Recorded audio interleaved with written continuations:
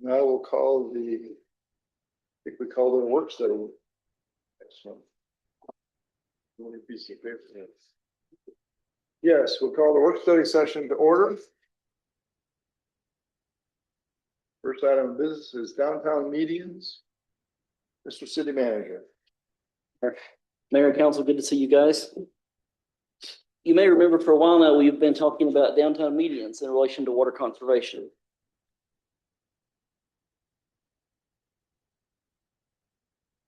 So of course, as you know, is Old Litchfield.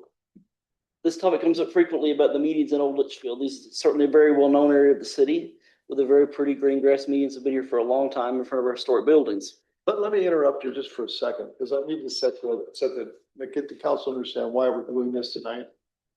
We have had in our budget for more than a year, money to fix the electrical system along that median, those sets of medians. And we have postponed and postponed and postponed doing this work for different reasons. But one of the reasons is that we can't get a good direction on what to do with the question of turf versus more desert scape.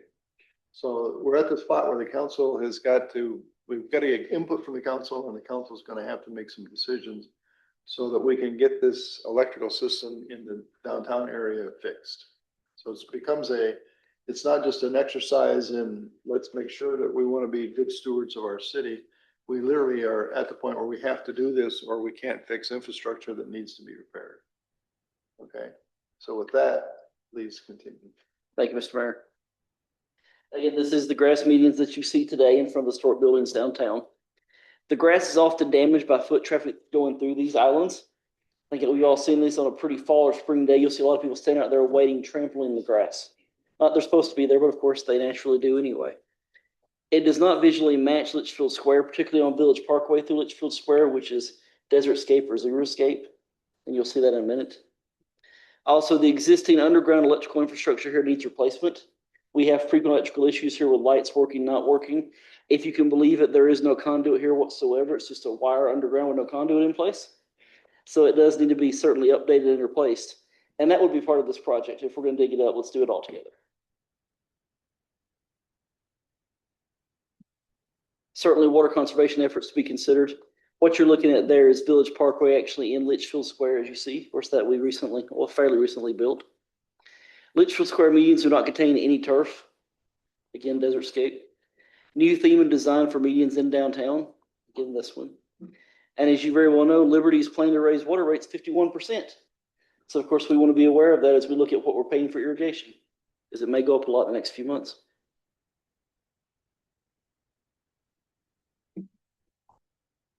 Desert Scape Xeriscape provides beautification and value through desert plants, all of which are low water use. It's also more durable for pedestrian traffic. Consistent plant palette as well, so it's the same pattern throughout.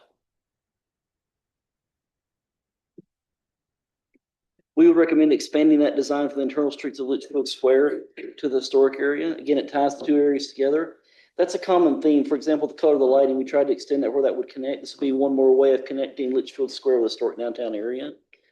And of course, it would also reduce the overall water demand by not watering grass.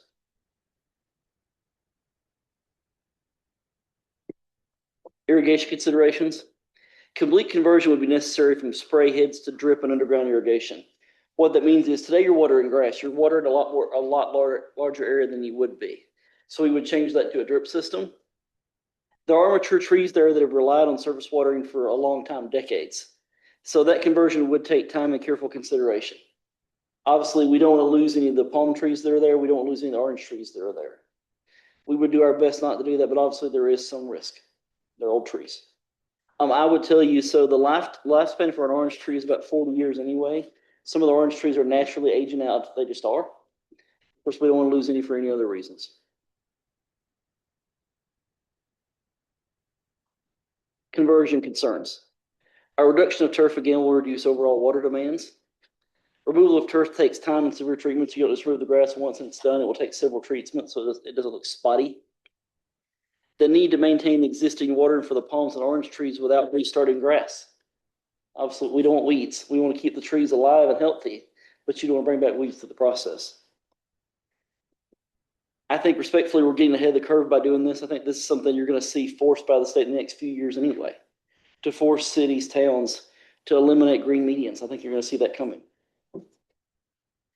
Should be aware per state law, once these are converted to xeriscape or desertscape, you cannot go back to grass. Once you remove the grass, you can't take it back. Obviously, you could put in AstroTurf fake grass, but you can't put real grass back once you take it out.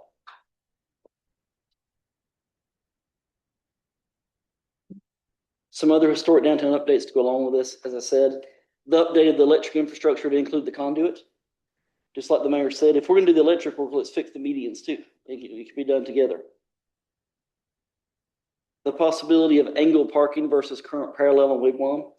You may remember you saw that design last year for the parking over here, especially as the Litchfield Square parcels get built out. Certainly there will be phases of median conversion. For the first one, I would recommend we do Old Litchfield Road. I would say we do Wigwam Boulevard after that. But same thing with tying common projects together. If we're going to do Wigwam Boulevard, let's do that when we reduce the medians, when we narrow the medians, when we put in the parking spaces. Certainly would make sense to do them all at one time versus multiple projects. Okay.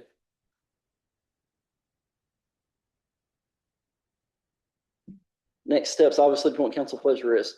That graphic you see at the bottom, that is showing, we're showing the medians and showing parking. Council could direct staff to have a landscape architect design downtown medians to include xeriscape, water conservation, long-term tree planting, etc. That's something we could certainly do, but of course that will take time and money. But if that's something the council would like to do, we certainly can. Staff would recommend council direction to convert the old Litchfield medians to xeriscape Litchfield Square Village Parkway style. I made that very specific so you can look and see exactly what we're talking about here. The downtown medians again will be converted in phases such as Old Litchfield Road, number 1, Wigwam Boulevard 2. Again, it would include related projects. And recommend staff continue to explore other water conservation efforts such as green space reduction for unprogrammed space in parks, conversion of right-of-ways to xeriscape, etc. That's something we were seeing in other cities. Certainly we could do that. A good example of that is one right out here near the pool wall. That could easily be done. Save water, xeriscape, etc. That being said, it will be a big change because you've had a lot of green medians for a long time. Again, I think this change is coming anyway. I think the state is going to require this, but I think you'd be getting ahead of the curve.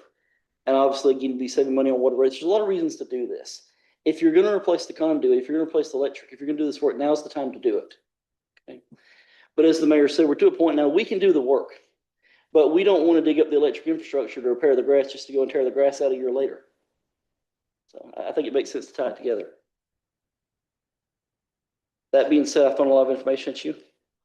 Again, if you'd like direct us to do a landscape architect, we can certainly do that. If you'd like direct us to convert these, we can do that as well. Councilmember Claire.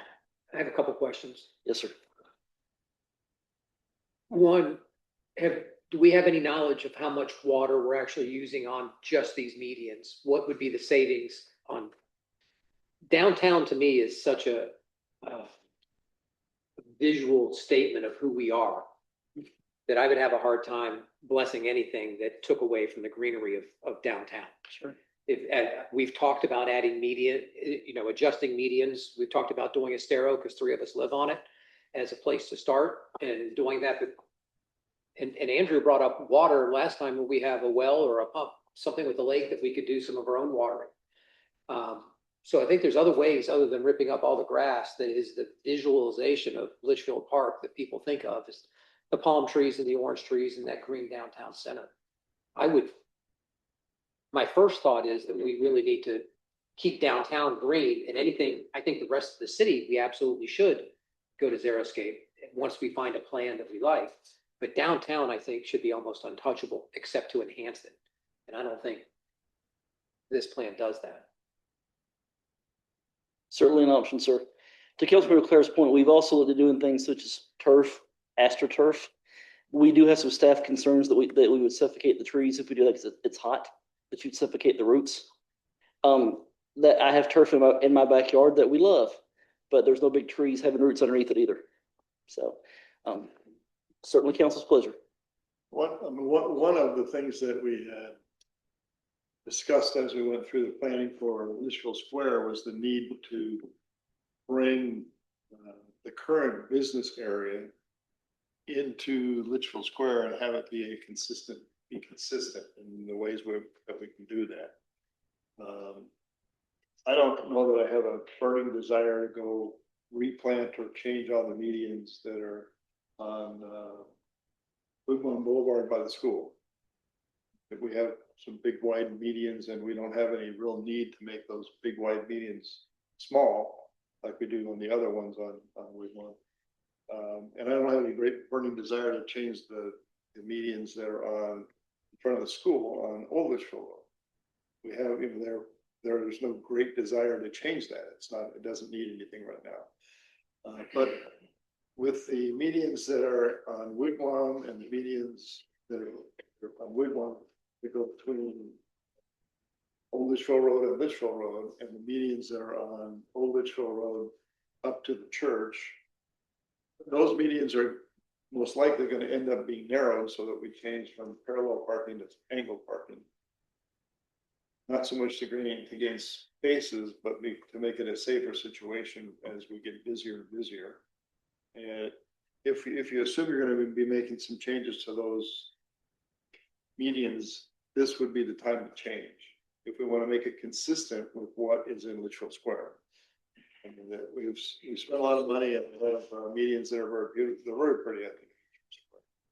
And if we want to look like, you know, the current downtown integrated into Litchfield Square, then it would make sense to change the medians that are around the old downtown. As we're modifying the medians anyway, go ahead and put in the Zeroscape as part of that. Mr. Vice Mayor. Thank you. The amount of grass that we're talking about downtown compared to the amount of grass that we water and maintain in the entire city it doesn't even move the needle. And after we had a complaint at the State of the City about the medians downtown, I walked them and they're nice. And you made a mention that the foot traffic damages the grass. Well, yeah, it does, but imagine what it's going to be like if you put a bunch of rocks in there and people are traipsing through those rocks on a regular basis and dragging them into the streets. And I think the grass is going to stay in place much better than putting a bunch of rocks in there. Two other comments. I think if you're going to do something, even consider something this drastic, I think you need citizen input. I think you're going to find it's going to be extremely negative. We've already had negative input about downtown with the library. Trying to do anything else down there, I think is a really, really bad idea. And I won't support it. And if you're going to do something like this, we have a commission, Parks and Rec, RPG, what do we call it? RPG, sir. Seems like this should have gone to them before it came to us. That's what we have them for. We're stepping on their toes by just over, without going to them. So. To that question, to be honest, I don't remember. Has RPG discussed this about medians? I don't remember. Isn't that why we have that commission? And we certainly could. Isn't this within their bailiwick? I would say it generally is, yes. But the council, and I'm fine. I mean, what I'm not fine with, is really very good with, is kicking this can about fixing the electrical downtown. Let's fix it Again, but then if we fix it, we're not going to go in and change these grass, which is fine with me. But the council just needs to make a decision, because I am literally at least once every 6 months, once every 3 or 4 months, I ask staff, why haven't we fixed this? And the answer I get is, we don't know what to do with the grass. Do we want to do this, do we do that? What's council going to do with it? So we're going to put it on the agenda and we're going to get a decision by council so we can move forward on getting the electrical fixed downtown. That's the main concern I have, is we have to be able to get this out of, it's like an impediment to getting staff to finish this capital project. I say let it fix the electric and let's leave the grass. Again, I'm okay either way. Just to echo a couple things, I would like to know, if any project is designed to save water, how much water are we saving? And then what are the alternatives to save that amount of water elsewhere in the city?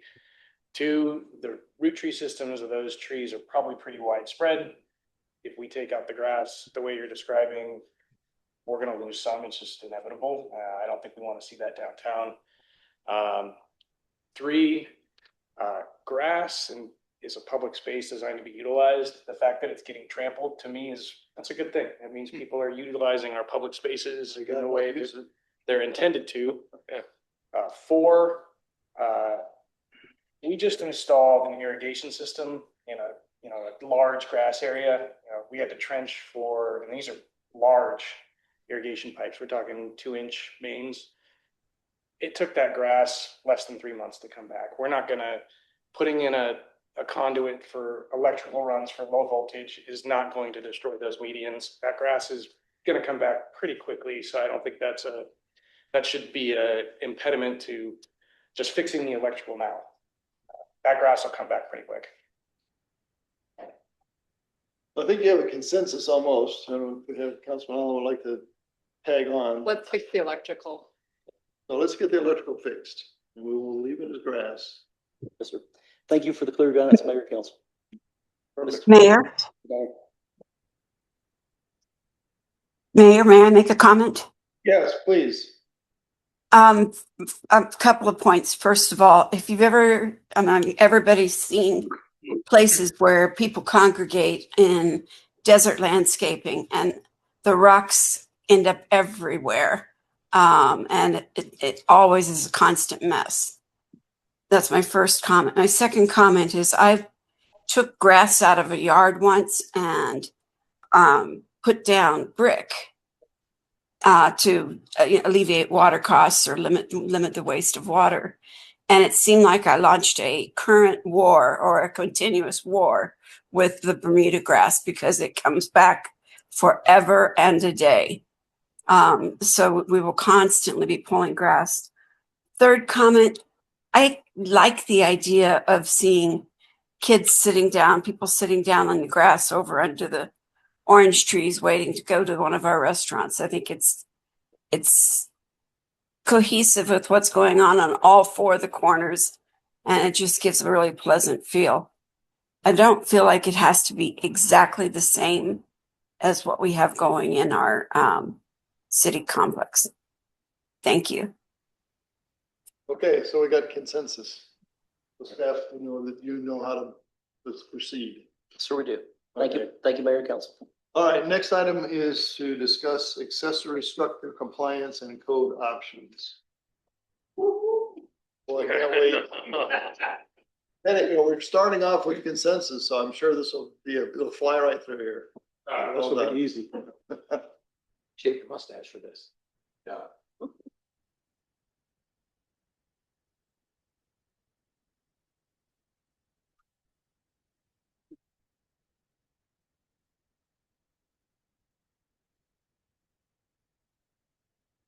Mayor, Vice Mayor, members of council, good evening.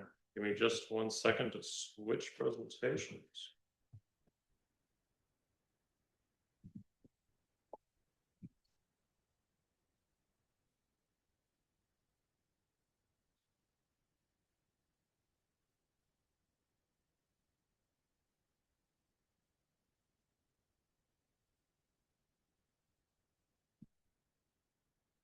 Thank you.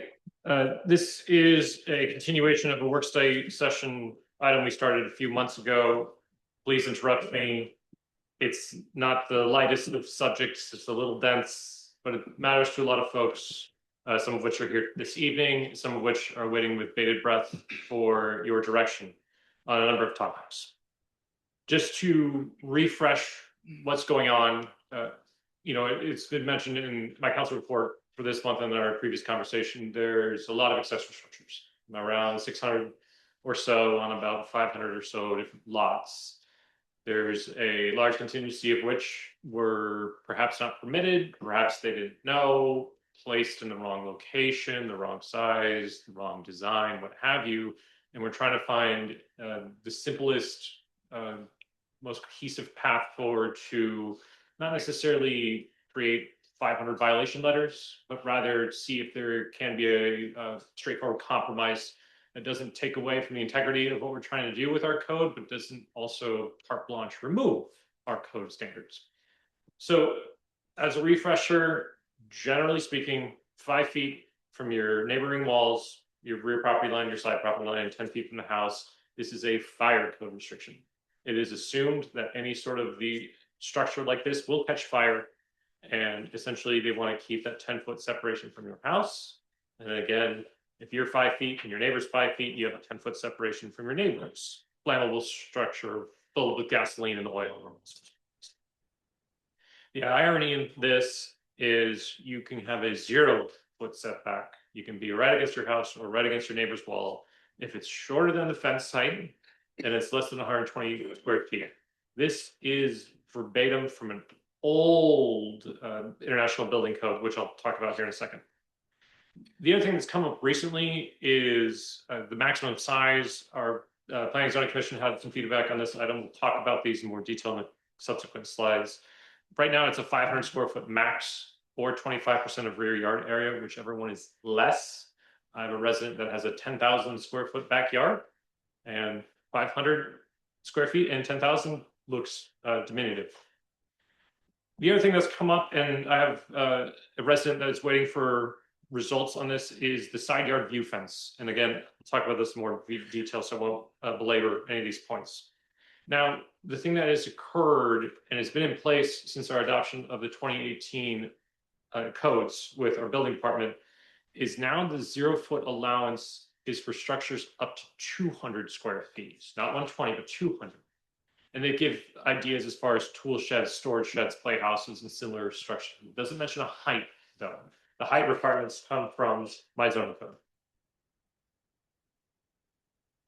And lastly, as I've been shackled and handcuffed by the state as far as no longer subjective design standards, I don't know how to objectify design compliance on a tough shed, but we'll talk about that. So here's a quick example of what I'm trying to describe to you in photos. Right now you can see a shed example in the backyard right here. And that generally meets that 10-foot separation from the house and 5 feet from the neighbor walls. So this is what we would consider compliant as far as zoning. But once you see it from the street and you see a parapet roof in tan and then a pitch roof structure in white, we don't meet design standards. And that is a situation where the shed is not screened. That's okay, because it still meets our setback requirements. This is an example of one that does not meet. In the backyard, but street side, obviously above the fence line and against the wall. Again, feel free to interrupt with all the sorts of questions you want to know about zoning and sheds. Here's what I mean by a 10,000 square foot backyard. I'm meeting with these residents on Friday. They are hopeful that we would look at this as a possible change to our code, or they may pursue a variance route.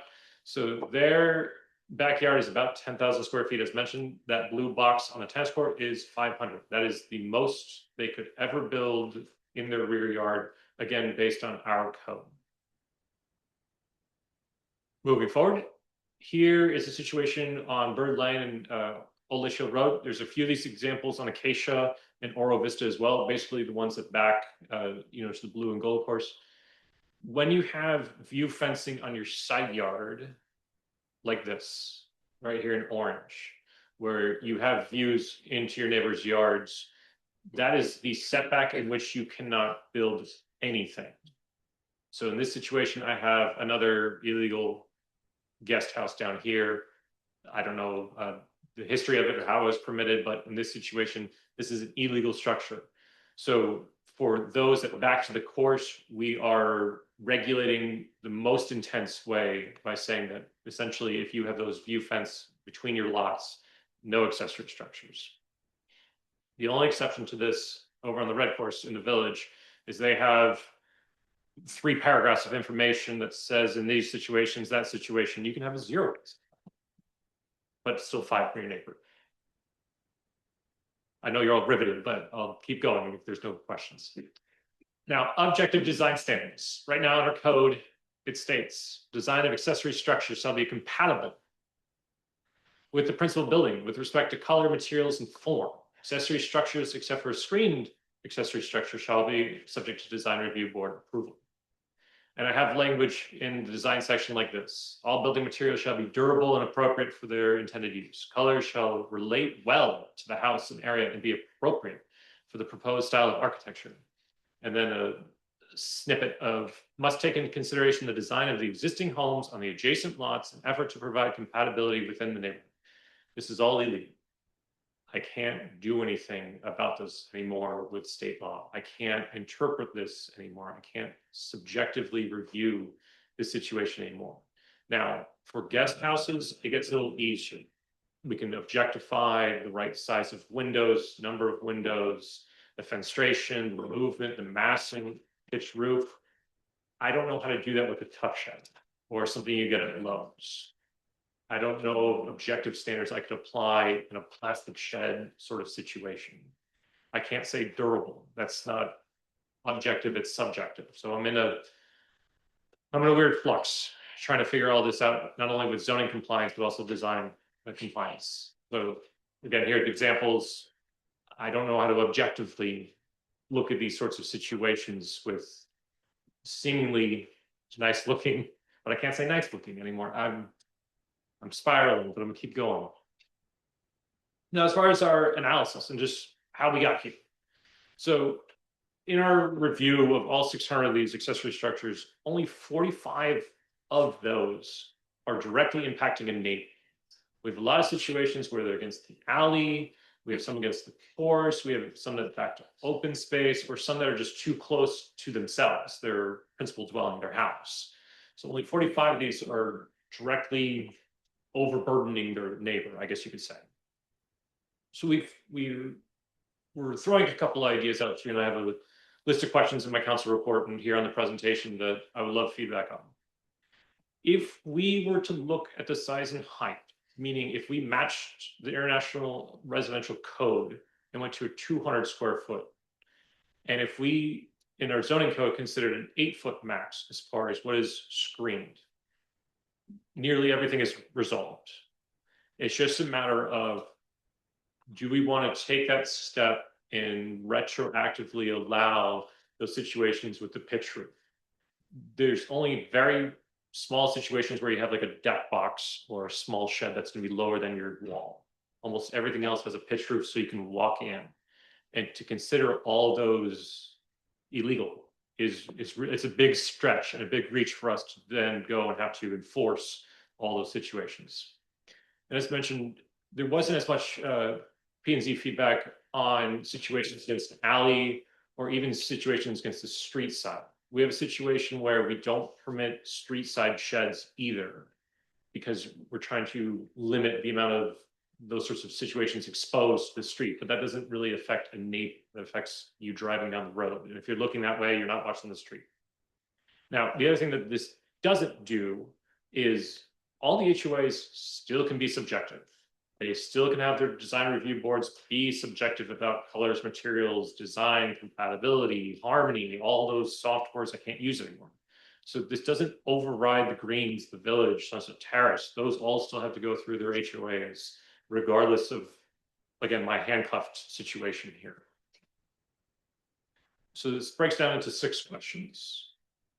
I'll go through them and we can hopefully have a lively discussion about sheds. Should we consider screened to be any structures up to 8 feet in height? I don't know if 8's the right answer. It could be 8.5, it could be 7. What I've seen in other cities is 8 because of the pitch. Should we allow accessory structures to utilize lot coverage maximum instead of 500 square feet, or even that 25% of the rear yard? Right now, we have the most restrictive of those 3 options. Should we restrict accessory structures on the street side or remove that if it doesn't impact a neighbor? 4, restrict nearly all accessory structures on Bird Lane or Vista, Acacia, Old Litchfield Road. Or what came up in P&Z is allow pergolas or ramadas or things that just have columns but no walls, so that you still have the views into the golf course through your neighbors' lots. Should we match the IRC and go up to a 200 square foot size allowance to not require the building permit, or what that screen height would be? And then lastly, this is a big one because it really affects our residents somewhat in a positive way, but could be viewed negatively also. Should we match that IRC permit exemption for 200 square feet by saying that any accessory structure 200 square feet or less does not need to comply with design standards? Those are the 6 big questions. I know it's riveting.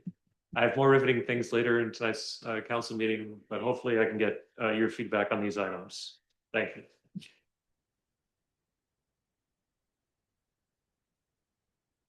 I'm on the other side of the street. Don't look at me. We've got an HOA and restrictions, and we don't have this problem. So view fences. So Yes. are the view fence restrictions only on side view fences or along the golf course as well? So Councilman Claire, it's so uniquely worded. It states as following: rear setbacks on properties with side yard view fences shall be greater than or equal to the length of the view fence portion of the side yard wall. If the side fence is 60 feet, like my example, then the setback is 60 feet. For most of the houses in the village or the greens where they have solid walls and view fence along the back, this does not apply. So this is really a Bird Lane, Oro Vista Acacia, and Old Litchfield situation where most of those houses have the view fencing on the sides as well as the rear. I follow up on a question on that. Does it apply to landscaping? So I know just being on the golf course, a lot of those homes have Mhm. oleanders, basically walls of vegetation that you cannot see through. And it sounds like this was written so that if you're in your backyard, you have an unobstructed view of the golf course looking left and right, but we permit trees and oleander hedges. Councilman Frazier, I don't permit landscaping. I don't have an opinion on it. I don't have a code allowance or restriction or language that promotes or discourages, requires or disallows that situation. I know a lot of folks that have moved into these situations in these homes are sort of confused by this, I guess you saw historic idea that you can essentially be a voyeur into your neighbor's yards. And some have addressed the situation through landscaping, but again, I don't have an opinion of that. Didn't we use landscaping as a hedge on RVs and other mobile It's a screen. as a screen? Mhm. So if you have an 8-foot hedge, it blocks your RV from being seen from the road, but you have a view fence. You're like third step of whatever. You know, my own just initial reaction is we don't really seem to have a big problem. Exception, literally, this came to us because of one neighbor situation in one neighborhood. And when we look into it, and now it has the potential to affect 600 structures that are not causing any problems in the neighborhoods at all. So I mean, it's hard for me to think that we really want to get ourselves in the middle of trying to do anything that would affect those 600 or the 599 that aren't a problem. You're first, yes. Councilman Allen. If we align our standards with this international council, Mhm. what would the potential drawback be? So, Is there a potential drawback of aligning with this?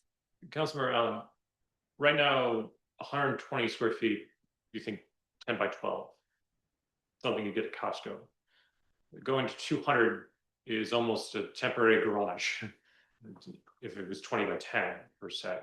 So the visual impact would be greater if folks started going that route and going up to 199 square feet or 200 square feet versus what is permissible without a permit today. Now, this is just a permit exclusion as far as the IRC allowance at 120. If we go up to 200, it still doesn't require a building permit, so long as there is no utilities hooked up to it. Then there's processes that go with it, but it's still an allowable situation. So that's one that just takes away a step from city processing, but doesn't change anything else, I guess is the easiest way to say that. You need to go to 200 square feet to eliminate a large number of the 600 being a problem, or? So, Mayor, that would not eliminate all situations. The real sticky wicket, I guess you could say, in that situation is the height. We allow screens Right, to so meet the wall heights. we stayed with 120, but went to 8 feet, then we would bring most all of those 600 into compliance. Without me going into backyards, it is our understanding and what the visuals have been 8 feet. provided to us that yes, 8 foot would resolve a lot of non-compliance concerns. It's just a matter of if we allow that to be considered screened, then so long as it's 120 square feet, 8 feet and less, there is no building permit requirement. It could be a 0 foot setback instead of the 5 foot setback. However, I don't need to worry about design review for existing structures. I still don't know how to address design review for new ideas in this situation with objective standards. Well, I don't know if we're gonna be able to solve that kind of problem or not, but to me, it just seems like we should take a path that makes the fewest changes in our existing code and eliminates these structures that have been here for years as being problems. Because they haven't been problems. And so I don't know any good reason to create them, make them problems. But I don't necessarily like the idea of going to 200 square feet. Because and that's the second question, is there a process already where if you want to build a 200 square foot accessory structure, that you can do that by just getting a building permit? Yes, and design review always comes before the building permit. And in the situation where someone wants to work through Tough Shed or Lowe's, Home Depot, Ace, I'll name everyone so I don't show favoritism. I simply don't know how to prescribe if the house has a parapet roof and is slump block. I can't find a slump block flat roof shed that is compatible, nor can I even say compatible. I can't say harmony anymore. So it's a situation where I don't know how to, I can't ignore it because I have code requirements, nor can I implement the code as stated for them to move past me and get a building. So if we went to 8 feet, stayed at 120, that would eliminate the majority of the 600 being a problem. For setback compliance, yes, that's correct. Well, is there any other reason we would have to do anything about them? For existing structures at your discretion, no. All right. So I mean, we can get your comment. My thought is that we should get the 600 whittled down to something smaller, and then if there's something more we want to do, we can look at those. We can look at what is left and see if there's something that's reasonable. Right, Mr. Vice Mayor. My thought is, can we grandfather in everything that's existing as of this date or a year ago or 2 years ago or 3 years ago? All the aerial maps are out there, so you can look and see what's happened. And then proceeding forward, require some kind of permit or application and design review board to make sure that there is a system so people don't unknowingly violate. And you can keep track of what's happening by just looking at the aerials as they're updated and see what's been added in the backyards. Vice Mayor, those are all possible. I'm gonna look at Joe real quick. The time and place, no, you're over there. I see you. The time and place from this moment forward, this moment back, I don't think we need to take that step because everything that is existing is existing. It doesn't change whether it's permitted or prohibited. It just is. So that doesn't necessarily retroactively change anything. And I don't know that we need a point in time clarification in code to declare one way or another, because I don't know if we've had this conversation yet, but there's over 800 homes in Tierra Verde Village that are grandfathered because their plat and deed restrictions don't match the zoning code we adopted in '87. I mean, this is a snowball of a snowball of a snowball of a problem. But I don't know if a time and place is needed. The other issue is that we're in this problem because people aren't aware or didn't bother to look at what the requirements are. And with people moving in and moving out, you're going to run into the same situation, you know, just a few years down the road, whether or not it was today or next week. The other potential, throw this in there, is this may be a moot issue in a year or two if the legislature amends the statute that they passed 2 years ago in 2024 that currently only applies to municipalities of over 75,000 and ends up applying that to all municipalities with regard to ADUs, which mandates that those municipalities over a population of 75,000 have to allow an ADU up to 1,000 square feet, based off of the square or 75% of the square footage of the main dwelling unit, or up to a maximum of 1,000 square feet. But a shed's not an ADU. And with an ADU, can't we then go through the design review board to make them build it to look similar to their house? You could do the same thing with a shed. You could require the shed to match the design of the house. And they would have to do a full-on construction for a shed, and you'd create a lot of issues because then people wouldn't be able to go buy a prefab shed from Costco or from anywhere else. Is that a bad thing? Are we talking only about less than 120 feet being just accepted? Because that seems to be one of the points that we're talking about. If it's under 120 square feet. You're almost there, Councilman Claire. So from a zoning code standpoint, if it's 120 or less and lower than the fence, there's no design requirements or building requirements. There's no permit required. There's no permit. Excuse me. You can just build it. That's the standard we're at right now. That's correct. So the question is, That's do what we, needs to move to 8 feet instead of lower than the fence. do we change that standard? The ones that are here are not 40 40 feet. feet. I think that But makes 8 sense. feet I tall. think that clears up a lot of issues. If I may, It's simple. as Vice Mayor stated, it looks similar to the house, and you said match. If you want to use those words, feel free, but I can't use those words anymore, and I don't know what the solution is on design. If it's a tough shed, it's a temporary structure, right? So are we enforcing design standards on temporary structures or Motorcycle. like when I hear accessory dwelling unit, to me, that implies permanence, So which is why we have our standards.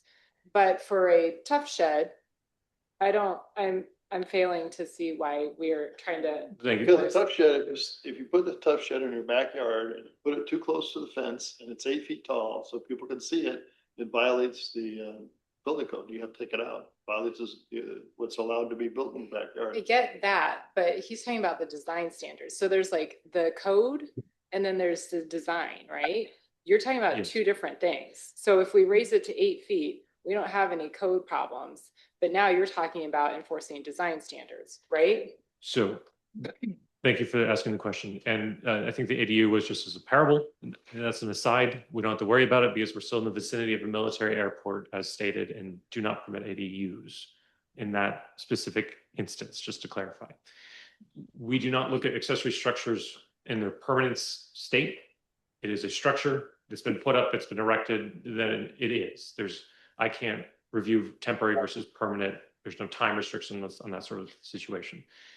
The idea, I think, is where we're all heading in this is on number one. If we consider screens to be any structure up to 8 feet in height, then to the Councilman Leclerc's point, then no design requirements, no building permit needs at 120 square feet or less. Gotcha. Which is what we have for a majority of people that want to just find some place to put things. If we're talking about like a guest house or a she shed, a mother-in-law suite, those sorts of things, we'll find a way to be objective in our design review requirements of that, and we can make those sorts of situations. I guess you can't make the Costco pickup make sense. All right, so what I'm gonna suggest, is I don't wanna, I'm not sure we're making any progress. That's okay. Yeah, It's a work study session. I know it's a work study, but we also are gonna go into a regular Yes. meeting so that at some point we can adjourn tonight. Is that we had to put some numbers on, if we do one, so we consider screen to be anything up to 8 or 8.5 feet. So the peak is up there, you don't have to worry about it. How many of the 600 are allowed? That's a problem. I can bring that number back Yeah, before. we'll do it again. We'll Okay. sit down here again and we'll look at what do we have to do about those. So 600 goes to 50. Now let's talk about the 50. Okay, thank you. Or just remove the word screened and allow up to 8 feet. I don't think. Well, that I'm saying, that's what we're gonna do. Number one, that we're gonna consider screen. You can be up to 8 feet falling, 8 feet, and it's not a problem. I wanna know how many of the 600 go away as a problem. What's left? So we can deal with those if we have to. Thank you. Do we need to give any more direction? No, I appreciate, it's not a great conversation. I got special projects coming up. That's always a fun one, but I appreciate your time. Well, we appreciate your input. Thank you. It's just, I don't think the council's getting any further on this tonight because we need to know more specifics on what's left after we do 8 feet. I think we just refer it all over to the prosecutor's office. We're gonna do that when you're sitting. Yeah. All right, I think that completes, we don't need an executive session for the work study. So the work study session is closed.